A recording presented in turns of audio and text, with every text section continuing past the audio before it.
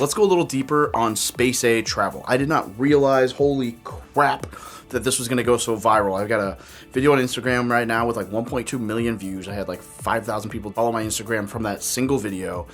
Super viral, tons of comments, tons of posts. And here's the thing. I don't know everything about Space A. And I definitely knew a lot less when I posted that than I do now. Because I literally just like posted an article. It was like, hey, this is cool. And people went crazy. And so I realized like a lot of people don't know much about Space A. I did a little research, because that's what I always do. I dug deeper, and I'm going to give you the basics. So here you go. And I'm going to hold up my notes so that filming this is faster than if I was to like just pause and look down all the time, right? First off, let me address the most common snarky comments that I saw in that video. One was, anyone with 100% P&T disability is milking the system. No, that's stupid.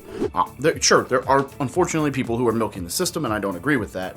But the vast majority of people who get to 100% P&T, because let me tell you, it's not easy, not there, aren't milking the system. They actually have something messed up, right? Like, it is what it is, right? So shut the fuck up.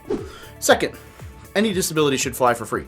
No, come on now, that's not realistic. As much as I'm saying not everybody games the game, the only people who don't have at least 0% rating disability or 10% rating disability are the people who didn't care enough to file. Because getting a 10% rating is as easy as going, my ear rings. I have tinnitus. You can't prove otherwise. Boom. Oh my god, it's so bad. Oh no, 10%. Like, that's easy. So no, they can't just let everybody on a fucking plane. So, sorry. And I'm saying this as somebody who's not 100% P&T. I'm in the middle, right? Now, all vets should fly for free. Fucking what? Like, I'm sorry, the entitled. I appreciate your service as much as anyone else. But are you kidding me? Like, there's no way, like, what, the Air Force is just supposed to shuttle us around? The people who are saying all vets should fly for free, OMG, are the same people who are complaining about, like, socialism online. Shut up. No, they shouldn't. I'm sorry. If you didn't retire or actually get like fucking hurt, like, there are plenty of benefits from service members and vets. We don't need you clogging up all the military flights for active duty and whoever and just jamming everything because you did serve at one point for like 4 years. And we appreciate your service. I'm not trying to denigrate that. I'm just saying, like, come on, let's be real. The Air Force can't afford to fly us all around. Space A sucks. Okay. You're right. I said free. I didn't say fucking first class, and I didn't say fucking amazing experience. I said free. We're gonna get into all this. And then someone said free travel. You mean sit and wait? Yes, probably. You're gonna sit and wait. It's free. If you want to pay for a flight so you get to board right away, then go pay for a flight. Again, you're just shitting on something because it's not your style. It's still a benefit. Let's see. Oh, I got one comment on there that said I'm an entitled bitch.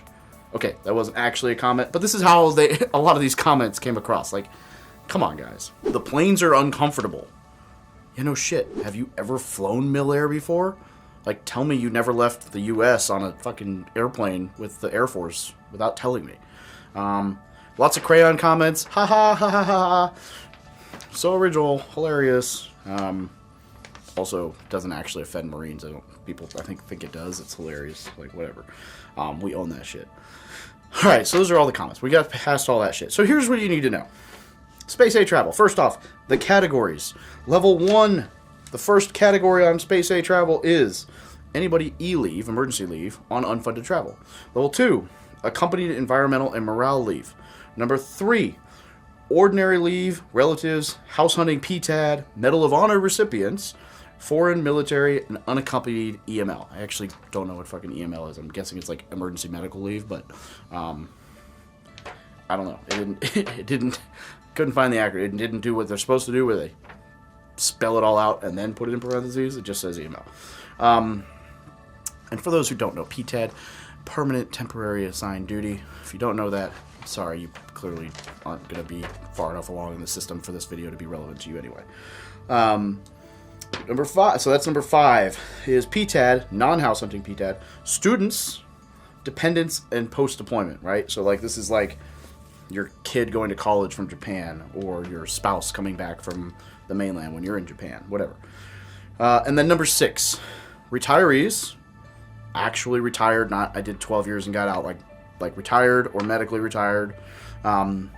dependents, reservists, ROTC, various candidates. So like there were candidates for like a nuclear program and stuff that were listed here. Anyone 100% PNT, which is the whole context of this video, veterans, surviving spouses of service members who died on active duty, and there were like a couple others that were just super obscure. But that's all level 6 categories. So what does that mean? That means everyone was right. You're probably going to be waiting a while, especially if you're at a really busy PAX terminal, passenger terminal, for those who, again, have never flown Millionaire. PAX terminal, right? So what does that mean? Hurry up and wait. You served in the military? You're used to hurry up and wait? Ta-da! Merry Christmas. If you're 100% PNT, yeah, you're at the bottom of the list, but you can still get on these flights. I just wouldn't do it if you're on like a urgent, like I need to be there at this time, like pay for a ticket. All right. So here you go, prepping to travel. Super basic stuff. Required documentation. You need to complete the Form 140, which is the Space A travel request. You can do this online, and you email it to the desired PAX terminal that you plan to fly out of. Then you need either your military ID or your veteran retiree ID. And if you're going international or a CONUS, and yes, for the 100% PNT, you can go, I said international on the video and people roasted me, a CONUS. I'm sorry. Like, you can go to Hawaii, you can go to Guam, you can go to Puerto Rico, like territories, which, as far as I'm concerned, might as well be international. Whatever. Who cares? Bottom line is, a CONUS outside the continental U.S., if you're going somewhere that requires a passport or a visa, bring it with you. And if you're one of those where you can't actually go international, like a full, anyway, bring it with you. Flight schedules. They're only published a few days before the flight. They have a 72-hour scheduling thing they post, so, like, you kind of want to pay attention to like common routes, or you can, I think there's sites you can go find common routes, or you can just ask the PAX terminal common routes. But then yeah, you're not going to know until 72 hours prior if there's a flight. Sorry. You can sign up at any participating PAX terminal. You need to be flexible. As I said, like there's no guarantee you're going to get a seat. Sometimes it makes sense to use Space A one direction and book an actual flight back. Like if you need to be home at a certain date, but you're flexible on the way out and you're going for like a month, use Space A, gamble, play around a little bit. And then eventually book a flight back so you're home on time, or vice versa. Most terminals have a Facebook page. So go to the AMC, which I'll get to in a minute, website, the Air Mobility Command, and look for the Facebook page information. And a lot of times they'll have the 72-hour flight window that posted there or on the website for that PAX terminal. All right, final additional considerations. Baggage allowance.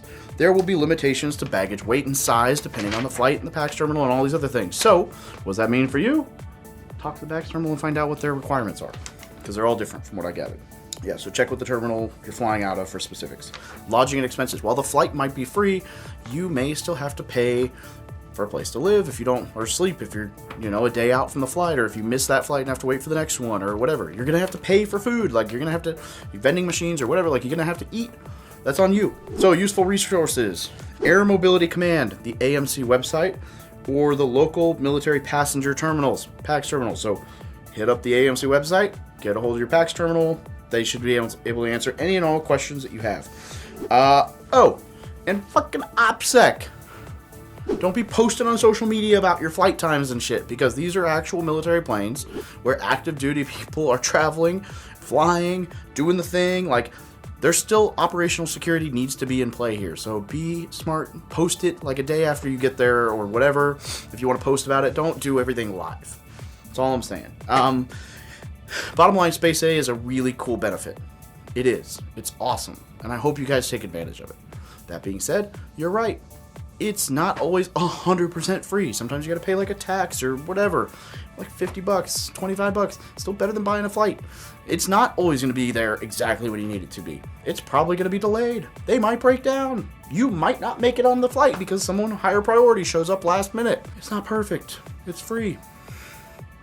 Take it or leave it. I have never flown Space A because it doesn't always match what I'm looking for. I'd be open to it. Why would I not? Hell, I'd fly on the fucking C-130 again. I don't even think they fly C-130s. I think it's like C-17s and C-5s for Space A. But look, bottom line is this. If you choose to use it, it's an awesome benefit. But as with anything, you get what you pay for. So just be grateful that it exists as an option rather than bitching about the things you don't like about it. Because nobody fucking cares. Just like they taught you at boot camp. Make sure you subscribe. Have a great day.